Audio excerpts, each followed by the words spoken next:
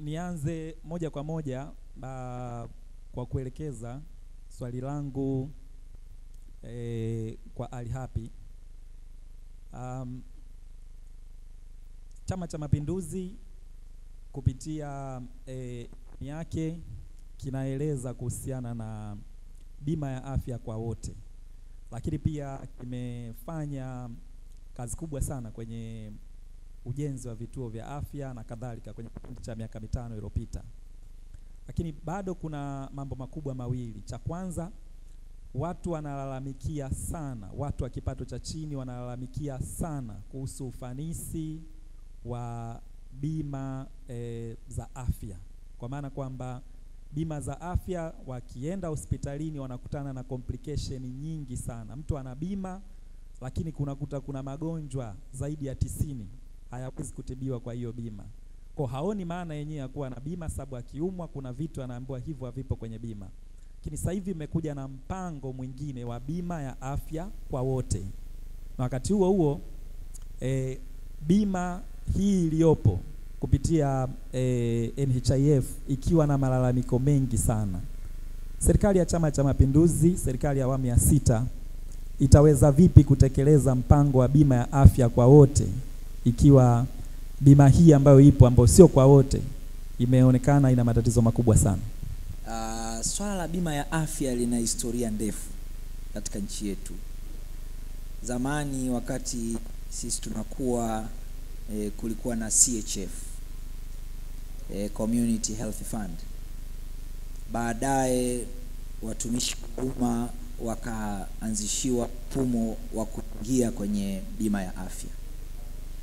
Tumekwenda nalo hilo, baadaye likaja kwa sekta binafsi na vikundi mbalimbali.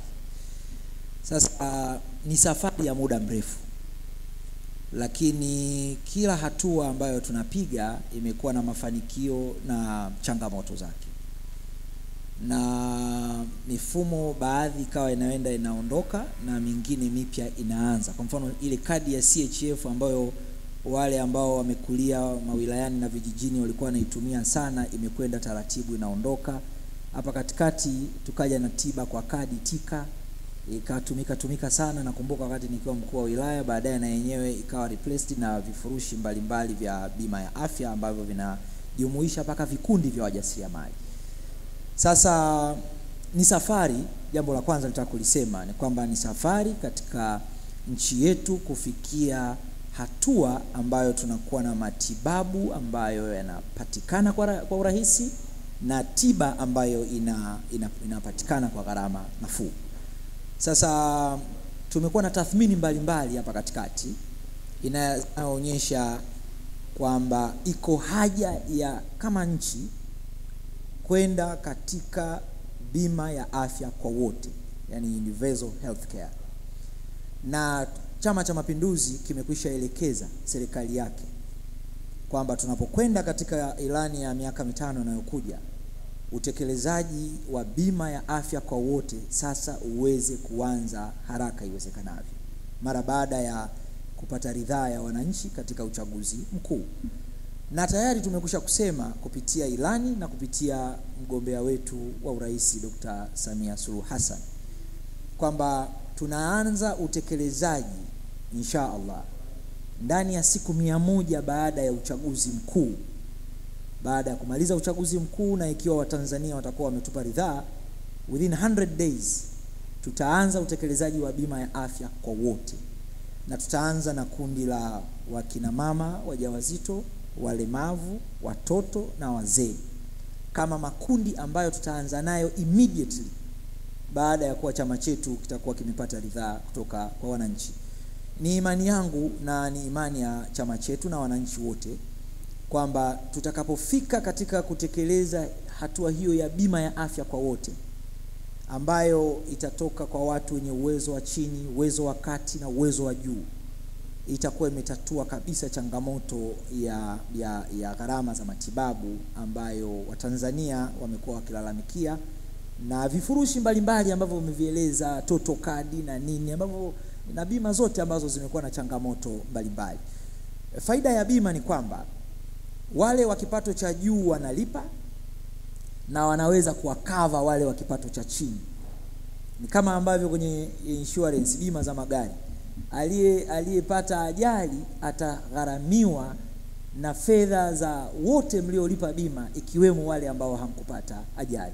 Kwa naamini kwamba tutakapofika kwenye utekelezaji wa jambo hili itatatua changamoto nyingi sana ambazo leo Watanzania wanazilalamikia katika sekta ya afya. Lakini ilikuwa ni muhimu kabla hatujaenda kwenye bima ya afya kwa wote. Je, tulikuwa na vituo vya afya? Haya ni maswali muhimu, ilikuwa lazima tuyatimize. Tulikuwa na zahanati za kutosha? Tulikuwa na hospitali za wilaya za kutosha? Tulikuwa na majengo ya upasuaji ya kutosha? Tulikuwa na wodi za kina mama za kutosha? Hospitali za kanda za kutosha? Kwa sababu ili uende kwenye kutoa bima lazima kuwe na eneo linaitwa ama kitu kinaitwa affordability na reachability ya service. Kama kwenye kijiji chetu hatuna zahanati, hata ukinipa bima ya afya kwa wote itanisaidia nini? Kama kwenye kata yetu hatuna kituo cha afya, inakusaidia nini mwananchi hata ukiambiwa matibabu ni bure? Utakwenda kwa waganga wa kienyeji. Kwa hiyo lazima tulikuwa tujenge vituo vya afya, na tumejenga zaidi ya vituo vya afya 400 nchi nzima. Tumejenga zaidi ya zahanati 1000-2000 nchi nzima. Tumejenga hospitali za wilaya, tumejenga majengo ya huduma za dharura EMDs katika kila wilaya, wodi na kadhalika. Kwa hiyo ilikuwa ni muhimu hatua hii tuifikie ili tukidhi vigezo vya upatikanaji wa huduma zenyewe, kwamba huduma ziko karibu na wananchi kwa maana ya zahanati, vituo vya afya na hospitali, ili sasa tunapokuja kwenye hatua ya kusema tunakwenda kwenye bima ya afya kwa wote, wananchi wanaona zahanati ya kupata hiyo huduma, wanaona kituo cha afya, wanaona ambulance, wanaona hospitali za wilaya. Kwa hiyo ni hadithi ya kuku na yai, nini kinatangulia? Unapeleka huduma ya afya kwa wote, huna facilities, au unapeleka kwanza facilities kisha jiridhisha kwamba wananchi wanaweza kupata huduma karibu yao, sasa unakwenda katika service kwamba wanaweza kupata huduma? Yes.